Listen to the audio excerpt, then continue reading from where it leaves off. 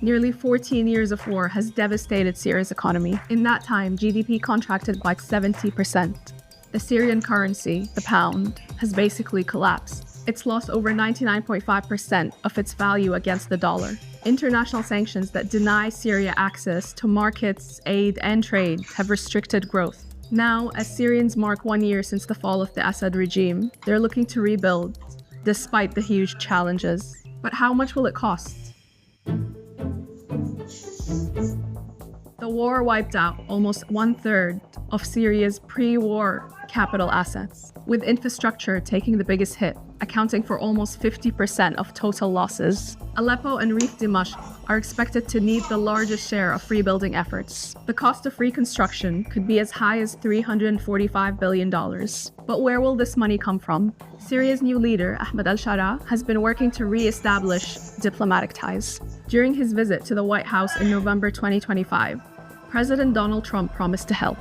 I've had an agreement with him. He's a very strong leader. We'll do everything we can to make Syria successful because that's part of the Middle East. Trump has signed a 180-day suspension of some sanctions on Syria, but the toughest measures, under the so-called Caesar Act, require a repeal by Congress. The suspension was a big win for Syria after years of crippling sanctions cut its financial and banking sector off from the rest of the world. Now, businesses are open, and the central bank can resume its dealings. As for Syria's oil sector, it shrunk dramatically because of blocked exports. But now that the sanctions are suspended, increased revenue from oil exports hinges on repairing damaged infrastructure, pipelines, and ports. During the war, the Syrian economy relied heavily on the illegal sales of a stimulant called Captagon. It's a synthetic drug similar to amphetamine and was mass-produced in Syria. By one estimate, sales of Captagon brought in more than $7 billion in Syria and Lebanon between 2019 and 2022. When al-Shara took over, Syrian authorities seized more than 30 million Captagon pills and closed factories producing the drug.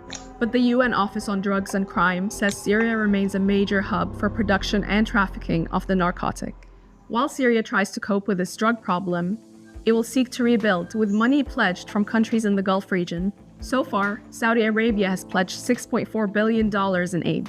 Qatar has agreed to pay off Syria's $15 million World Bank debt and signed a $4 billion deal towards redeveloping and expanding the capital's airport.